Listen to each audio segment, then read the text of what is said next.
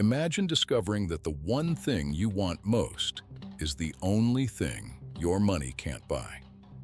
Not when you're struggling, not when you're building your career, but after you've already won, after the private jets, the investments, the headlines, and the fortune. Because that realization has happened to more billionaires than most people realize. Most people assume that if someone has unlimited wealth, their biggest concerns must be making more money, protecting their assets, or expanding their empire. But something strange happens when many ultra-successful people reach the top. Their priorities begin to converge, and it leads to a question that almost nobody asks. If money stops being the goal, what becomes more important than money?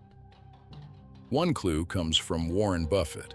Despite becoming one of the richest people in history, Buffett has repeatedly said that the ultimate measure of success is whether the people you want to love you actually love you back. Think about what that means. A man worth tens of billions of dollars didn't point to wealth as the final scorecard. He pointed to relationships. Why? Because reaching the top reveals something that is easy to miss while climbing. Money can solve many problems, but it cannot solve the problems that matter most. Money can buy a mansion. It cannot make your children want to spend time there. Money can buy world-class healthcare. It cannot guarantee more years with the people you love. Money can fill your schedule. It cannot fill your life with meaning. And once you realize that, another question appears. What do people sacrifice while chasing extraordinary success? For many, the answer is time. Entrepreneurs, executives, and founders have spoken openly about missing birthdays, family dinners, vacations, and ordinary moments that felt insignificant at the time. Those moments seemed small compared to major opportunities. The deal felt important. The meeting felt urgent. The company felt like everything. Then years passed. The business remained. The moments didn't. One executive described success as spending decades climbing a ladder, only to discover it was leaning against the wrong wall. That sounds dramatic until you understand what happens as people grow older. The higher they climb, the more valuable a different asset becomes. Not money, time. A billionaire can earn another $1 million. They cannot buy another year with their child at age 7. They cannot purchase one more conversation with a parent who is gone.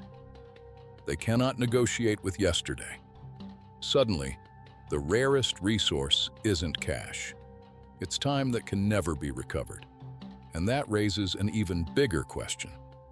If time is the most valuable asset, what is it actually worth spending on?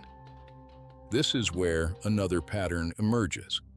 Many wealthy people eventually shift from accumulation to contribution. Consider Bill Gates. After helping build one of the most successful companies in history, he dedicated enormous effort to philanthropy.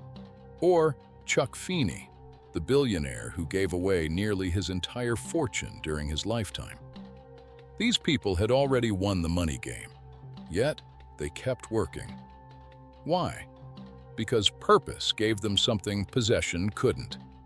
Owning more stopped feeling meaningful. Contributing more didn't. Research points in the same direction. Money dramatically improves life when it removes stress, insecurity, and basic financial struggles. But after a certain point, each additional dollar creates a smaller emotional return.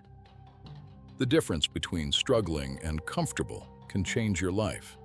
The difference between extremely rich and unimaginably rich often changes much less, which leads to a powerful conclusion. If more wealth doesn't create proportionally more fulfillment, then fulfillment must come from somewhere else. From meaning, from connection, from impact, from being fully present with the people who matter.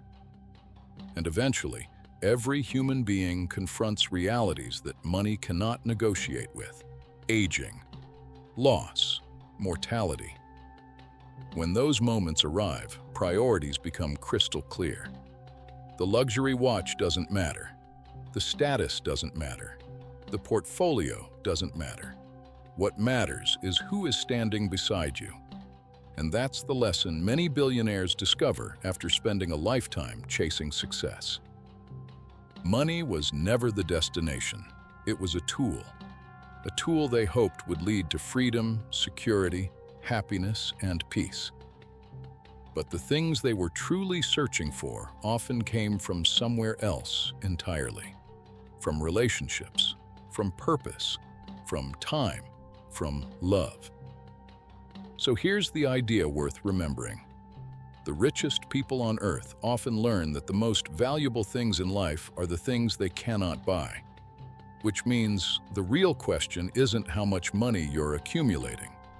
The real question is whether you're investing your time in the things you'll still care about when money is no longer the answer. Because one day, every fortune reaches the same limit.